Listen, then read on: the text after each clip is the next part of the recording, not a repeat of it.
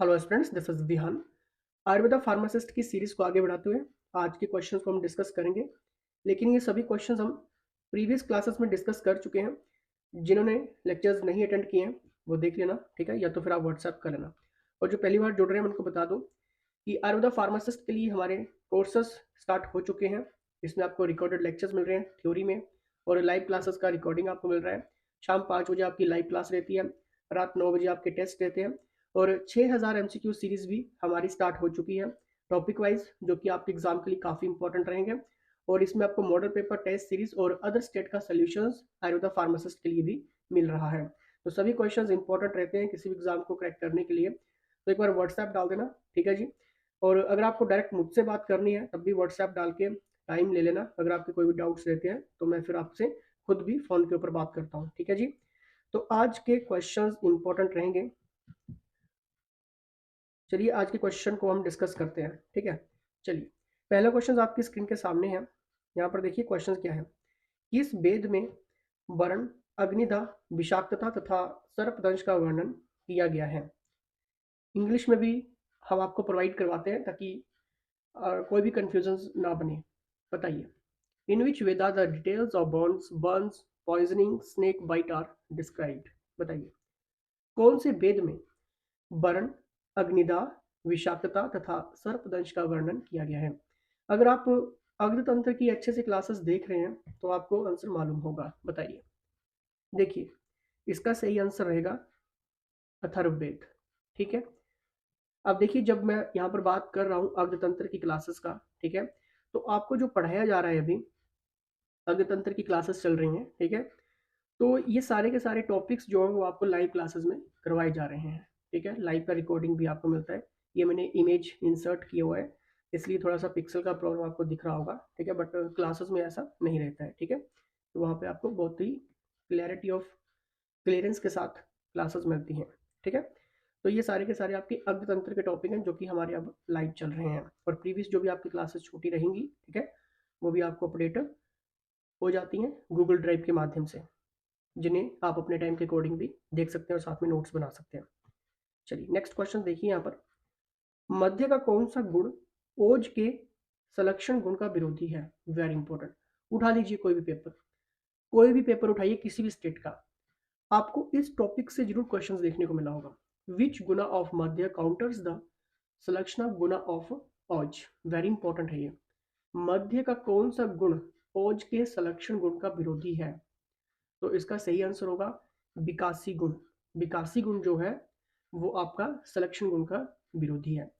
लेकिन अगर क्वेश्चन बनता है थोड़ा सा मॉडिफाइड तो कैसे याद रखेंगे कि ओज क्या है, क्योंकि क्वेश्चन यहाँ से बनते हैं, ठीक है। देखिए, ओज क्या है? रस धातु से लेकर शुक्र धातु तक इन सातों धातुओं के सम्मिलित सार को हम क्या कहते हैं? ओज कहते हैं। सिंपल सा है, बहुत सिंपल लैंग्वेज में आपके लिए लेकर आता हूँ, ठीक है। देखिए, चिकित्सीय भाषा में इसे बल भी कहा जाता है। इसे हमें ऐसे समझें कि मधुमक्खियां फूलों के सार से शहद बनाती हैं। आपको पता है मधुमक्खियां क्या करती हैं? फूलों के सार से शहद बनाती हैं। ठीक उसी प्रकार पाचक, पित्त और अग्नियां धातुओं के सार से ओज का निर्माण करती हैं। अगर थोड़ा सा मॉडिफाइड होगा तो वो आपको पता चल चुका है। रस धातु से लेकर शुक्र धातु तक इन सातों धातुओं के सम्मिलित सार को हम ओज कहते हैं।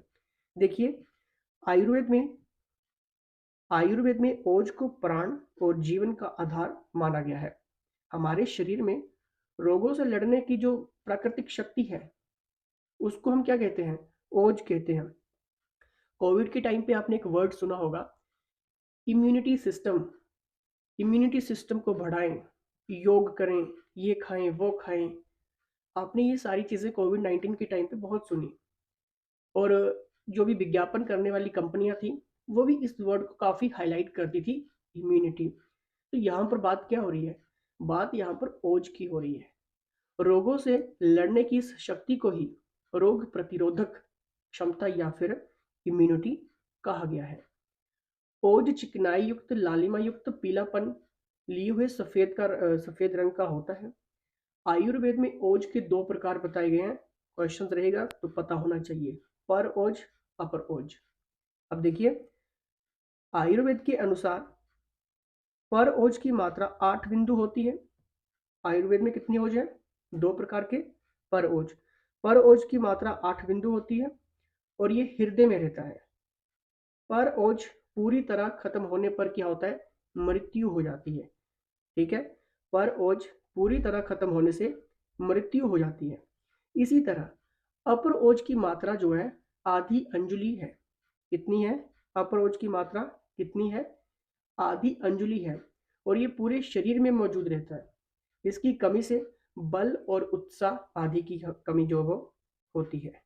ठीक है, अब देखिए यहाँ अंजुलि की जो बात हो रही है, यहाँ अंजुलि का मतलब दोनों हथेलियों को साथ जोड़ने पर उसमें समा सकने वाली मात्रा से है। क्लियर? अब देखिए थोड़ा सा मैं आपको यहाँ पर डिफाइन करवा रहा हूँ क्योंकि क्वेश्चन बनते हैं यहाँ से। हमारे शरीर के ऑटो इम्यून सिस्टम को भी ओज से ही सहारा मिलता है। इसका मतलब कि शरीर में जितना अधिक ओज होगा उतना ही ज़्यादा इम्यूनिटी हमारी मजबूत होगी और आप बीमारियों से तो दूर रहेंगे। सुख दुख धैर्य और साहस आदि सब ओज से उत्पन्न होते हैं। क्वेश्चन यहीं से बन जाएगा किसी दिन। ठीक है, सुख दुख धैर्य और साहस आदि सब ओज से उत्पन्न होते हैं। संक्षेप में कहें तो ओज प्राण व जीवन का आधार है। बस यहीं से क्लिक होते हैं क्वेश्चंस। ठीक है, अब देखिए ओज की कमी के कारण क्या होता है? ओज में शरीर में ओज की कमी होने के कारण क्रोध चिंता डर शोक नुकसान ये सारी चीजें होती हैं और मानसिक अवस्थाएं और एक से अधिक धातु की कमी ओज को कम करती है। ओज की कमी का इलाज देखिए, शरीर में ओज की मात्रा का संतुलित होना बहुत जरूरी है।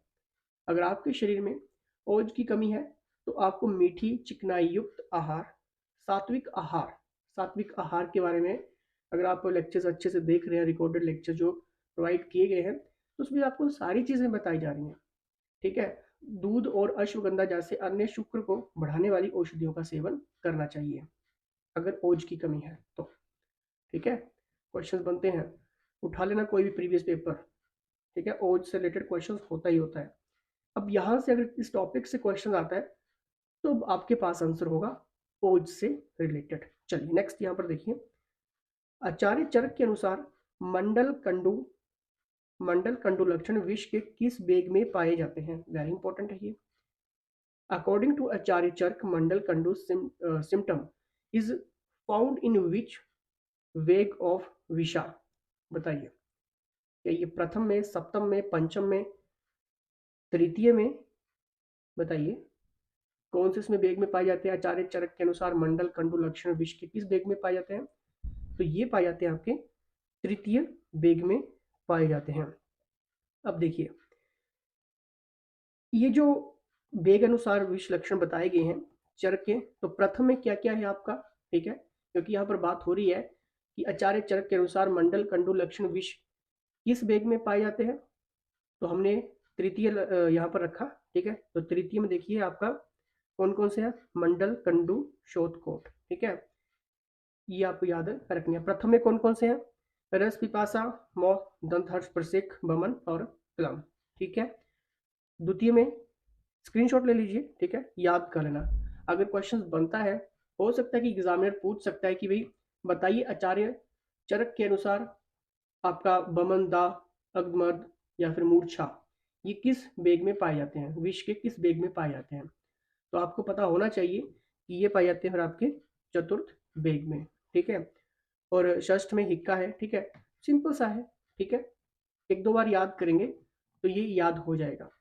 बाकी ट्रिक्स भी आप अपनी यूज कर सकते हैं इन सब चीज़ों के लिए, क्योंकि क्वेश्चंस बनते हैं ये बेग अनुसार वगैरह के। ठीक है, छोड़ नहीं सकते आप। बाकी क्लासेस अगर आप ज्वाइन करते हैं तो आप वहाँ पे अच्छे से सीखते हैं। तो आज के इस लेक्चर्स में इतने क्वेश्चंस इंपॉर्टेंट थे, लेकिन जैसे कि मैंने आपको पहले भी कहा है कि सब कुछ इंक्लूड कर पाना मुश्किल रहता है, समय की कमी रहती है। इसलिए 6 से 7,000 क्वेश्चंस की सीरीज चल रही है। ठीक है, ज्वाइन कर लेना। आपको थ्योरी क्लासेस भी मिल जाएंगी, लाइव क्लास का रिकॉर्डेड भी मिलेगा। ठीक है, और डेली आपको टेस्ट रात 9 बजे आपके होते हैं। ठीक है जी, छूटना नहीं चाहिए। चाहे फिर आप किसी भी स्टेट के लिए एग्जाम की तैयारी करें, चाहे उत्तर प्रदेश है, हिमाचल प्रदेश है, पंजाब, हरियाणा, कोई भी स्टेट। ठीक है, आयुर्वेदा फार्मासिस्ट के लिए इम्पोर्टेंट है। चलिए, धन्यवाद।